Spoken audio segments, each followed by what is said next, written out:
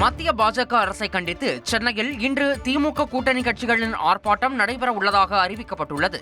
திமுக கூட்டணி கட்சி தலைவர்கள் வெளியிட்டுள்ள கூட்டறிக்கையில் சென்னை மாவட்ட ஆட்சியர் அலுவலகம் முன்பு கண்டன ஆர்ப்பாட்டம் நடைபெறும் என தெரிவிக்கப்பட்டுள்ளது. மும்மொழிக் கொள்கை, கல்வி, நிதி விவகாரத்தில் தமிழ்நாட்டை மத்திய அரசு மிரட்டுவதாகவும், தமிழ்நாட்டின் உரிமைகள் மீது கை வைத்தால் சிலிர்த்து எழுவோம் என்பதை உணர்த்துவோம் எனவும் குறிப்பிடப்பட்டுள்ளது. வீழ்த்த முயற்சிக்கும் போதெல்லாம் தமிழ்நாடு ஒன்றிணையும் என்றும், எதிரி எந்த வடிவில் வந்தாலும் துணிந்து நிற்கும் எனவும் கூட்டறிக்கையில் கூறப்பட்டுள்ளது.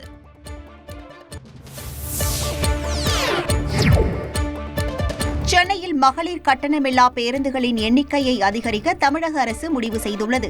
மாநகர பேருந்துகளில் பெண் பயணிகளின் எண்ணிக்கை அதிகரித்து வருவதால் மகளிர் கட்டணமில்லா பேருந்துகளை அதிகரிக்க முடிவு செய்யப்பட்டுள்ளது. சென்னையில் 174 மாநகர பேருந்துகள் மகளிர் விடியல் பயண திட்ட பேருந்துகளாக மாற்றப்பட உள்ளன. பயணிகள் எண்ணிக்கையும் வருவாயும் குறைவாக உள்ள வழித்தட பேருந்துகள் மகளிர் கட்டணமில்லா பேருந்துகளாக மாற்றப்பட உள்ளன.